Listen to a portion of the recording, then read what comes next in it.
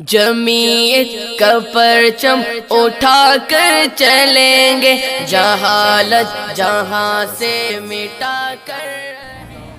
جی دیکھ رہا ہوں، ایک تو ہے گواردے میں ایک حافظ جی، ایک مولی جمال الدین ہے۔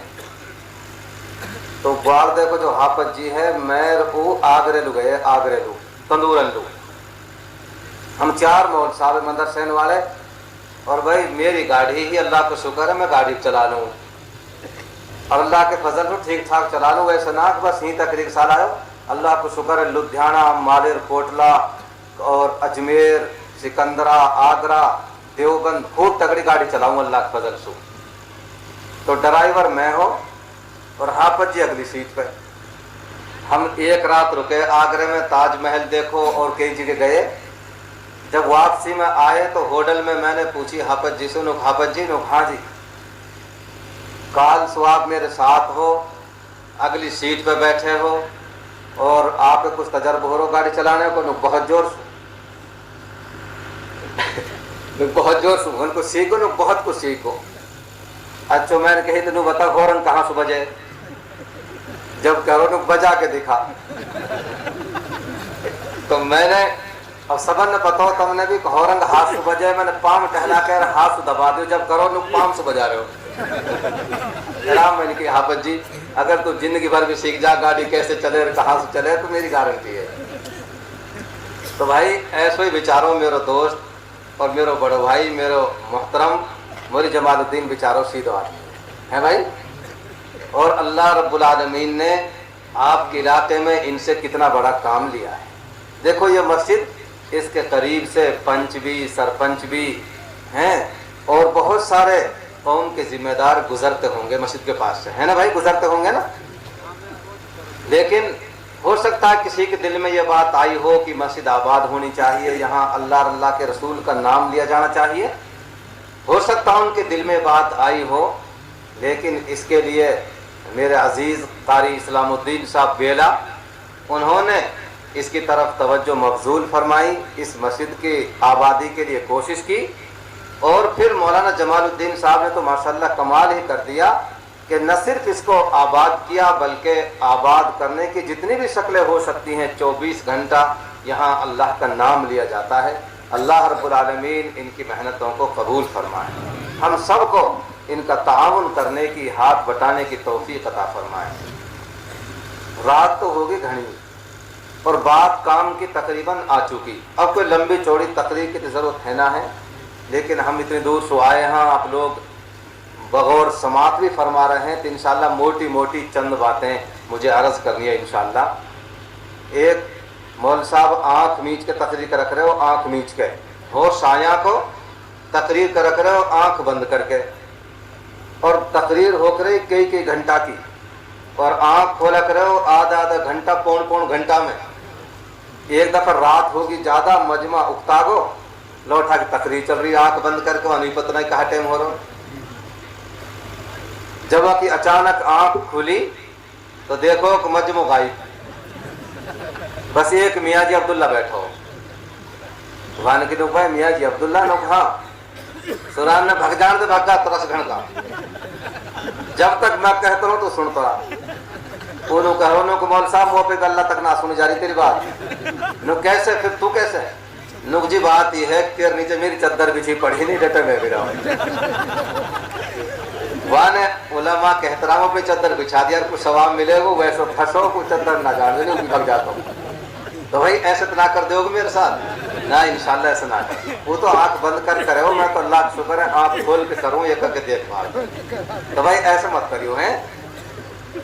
تم تو وہ خوش قسمت ہو جو آج پھنس گئے، ہم وہ بد قسمت ہیں جو روزہ نہ پھنسا۔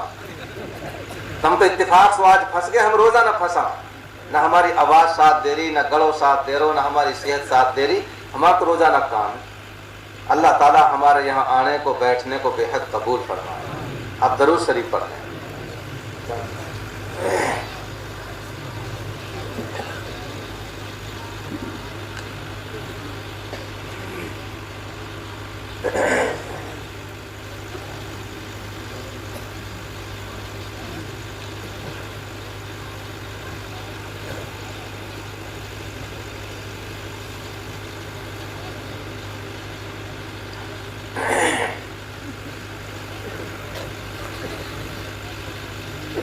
الحمد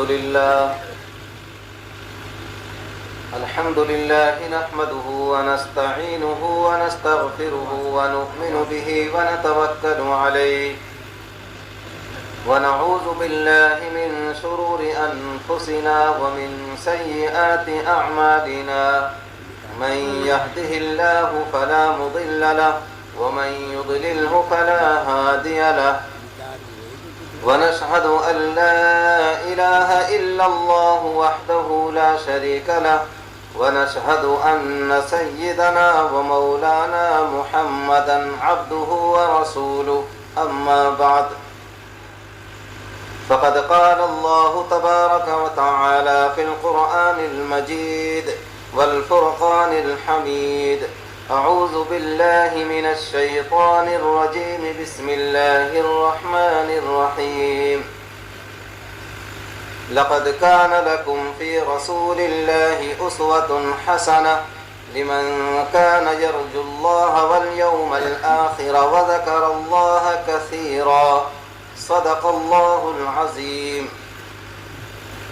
قال النبي صلى الله عليه وسلم اغد عالما أو متعلما أو مستمعا أو محبا ولا تكن الخامسة فتهلك والخامسة أن تبغض العلم وأهله أو كما قال عليه الصلاة والسلام. اسٹیج پر تشریف فرما علماء کرام، اس علاقے کے بزرگوں، بھائیوں، نوجوانوں، عزیز بچوں اور پردہ نشین ہماری اسلامی ماں بہنیں اور بیٹیاں، اللہ رب العالمین نے بے حد کرم اور فضل فرمایا کہ ہم کو اور آپ کو اس نورانی اور قرآنی محفل میں بیٹھنے کی توفیق عطا فرمائی. یہ اللہ کا کرم، اس کا فضل اور اس کا احسان ہے. اللہ رب العالمین ہمارے یہاں آنے کو، بیٹھنے کو، کہنے سننے کو قبول فرمائے اور کہیں سنی باتوں پہ اللہ ہم سب کو عمل کی توفیق عطا فرمائے. عزیزان محترم، یہ جگہ جہاں ہم اور آپ بیٹھے ہوئے ہیں، اس جگہ کو عربی میں مدرسہ کہا جاتا ہے. کیا کہا جاتا ہے بھائی؟ مدرسہ.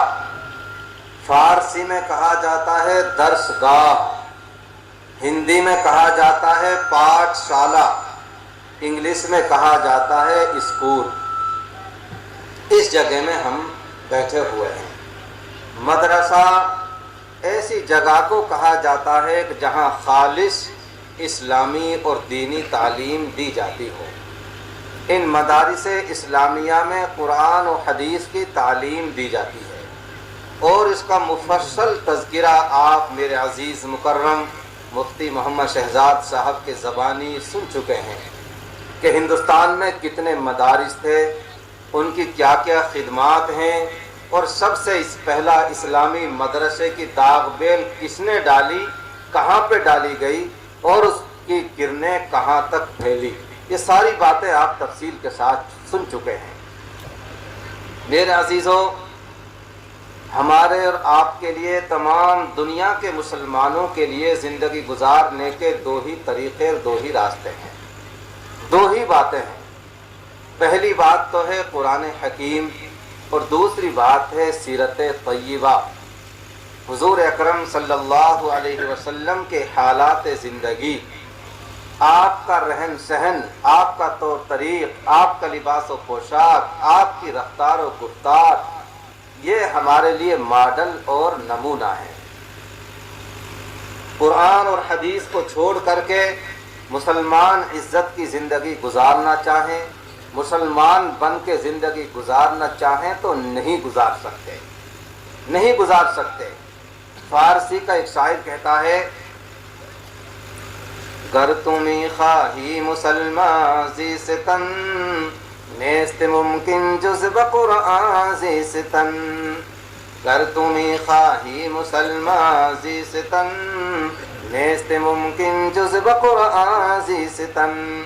فارسی کا شاعر کہتا ہے کہ اگر تو مسلمان بن کے زندگی گزارنا چاہے